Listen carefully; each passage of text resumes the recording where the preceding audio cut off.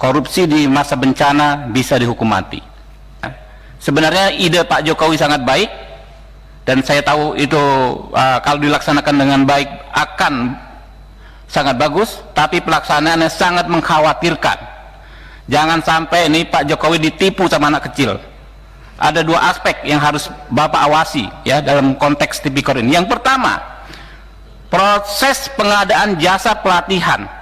Saya orang Palembang, Pak, saya bingung, ada pelatihan bikin pempek, Pak, 600.000 rupiah. 600.000, belajar aja sama istri saya di rumah, gratis gitu loh. Nah iya, ya di YouTube gratis gitu loh. Salah satu vendor ruang guru itu staf khusus presiden. Alamat pemilik sahamnya, beneficial ownernya ada di Singapura, ada di Amerika. Mau begini konyolnya kita. Siapa yang terlibat diusut. Berikutnya juga mengenai masalah praktek-praktek menghisap yang dilakukan oleh ring satu istana ini dalam konteks staf khusus presiden. Saya kasih contoh, ada anak muda ngirim surat ke camat-camat atas nama COVID. Ya nggak, bubarin aja staf khusus. Anak muda, saya muda Pak, nggak pernah rampok uang rakyat. Ini anak baru umur 20-an tahun, ngerampok uang rakyat triliunan. Malu kita jadi anak muda. Kita minta tolong ketua, mainkan ini. Jangan sampai kita terjebak sama short term policy yang ujung-ujungnya duit, ujung-ujungnya proyek, sehingga memakmurkan para trader dan menjaga kekuasaan para mafia.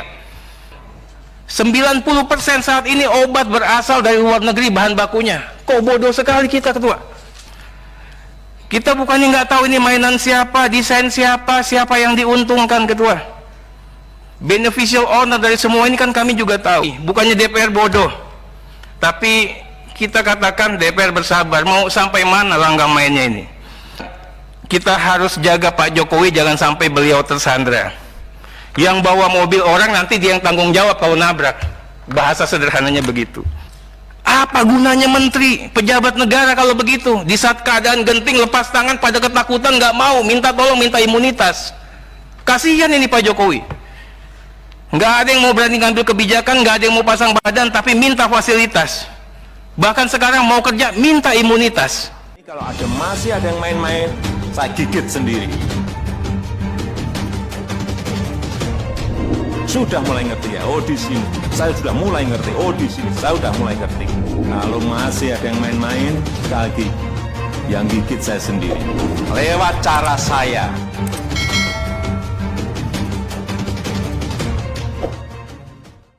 Tidak boleh ada korupsi di dalam upaya besar bangsa untuk menghadapi bencana yang luar biasa ini, pandemi COVID.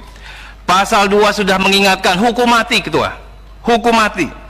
Tapi saya ingin ini semua terukur, mulai dari perencanaan, pengadaan barang dan jasa, pengawasan dan sebagainya.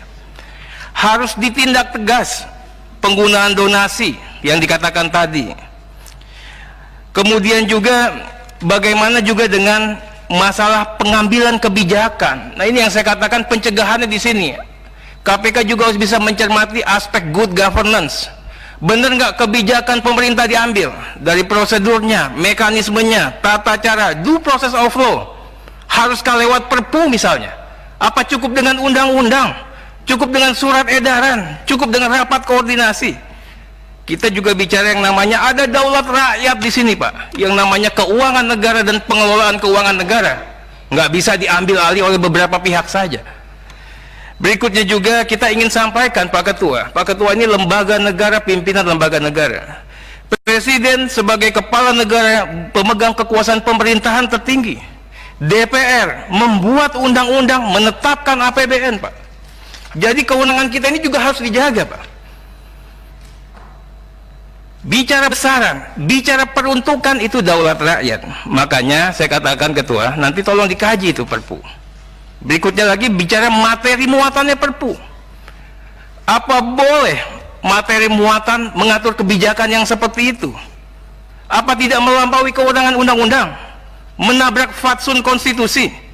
Menegasikan kekuasaan pemerintahan negara Pak Jokowi? Nanti saya ingin analisa nih. Menghilangkan daulat rakyat. Pemeriksaannya juga nggak ada, pengawasannya juga nggak ada, KPK pun juga dihilangkan ini. Nah ini yang kita katakan KPK harus tampil. Saya nggak bicara ruang guru kekecilan itu. Ini yang gede-gede seperti ini. Apa sudah gawat sekali ketua? Harus kita buat perpu? Kebutuhannya begitu mendesakkah? Apa gunanya menteri, pejabat negara kalau begitu? Di saat keadaan genting lepas tangan pada ketakutan, nggak mau, minta tolong, minta imunitas. Kasihan ini Pak Jokowi.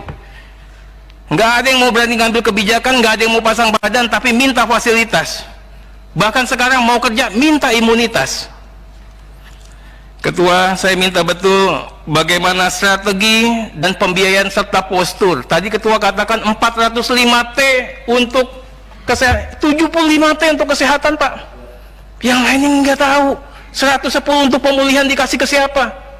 Negara mau pinjam 1.000 triliun Pak. Untuk apa? Jangan-jangan dengan perpu bisa jadi kekuasaan baru di atas kekuasaan presiden. Nggak usah pakai kampanye lagi nih, ada orang lagi jadi jagoan Pak. Bisa jadi presiden 2024 dengan modal perpu. Pak Ketua, saya ingin katakan kita harus jaga Pak Jokowi jangan sampai beliau tersandra. Yang bawa mobil orang nanti dia yang tanggung jawab kalau nabrak. Bahasa sederhananya begitu. Jangan sampai juga ada desain besar Ketua. Jangan sampai ada kooptasi kekuasaan pemerintah yang berkuasa saat ini atas nama undang-undang. Ketua harus jaga juga ini dalam aspek pencegahan. Saya ingin katakan DPR bukannya tidak tahu, DPR bukannya tidak mengerti, bukannya DPR bodoh. Tapi kita katakan DPR bersabar, mau sampai mana langkah mainnya ini. Kami mau KPK ini proaktif, menjaga dan melindungi pemerintahan yang sah, memberikan masukan, rekomendasi terkait dengan kebijakan-kebijakan yang anomali dan menyimpang. Di negara mana saja Ketua, infokan ke kami. Ada COVID, tapi tiba-tiba dibuat perpu seperti ini.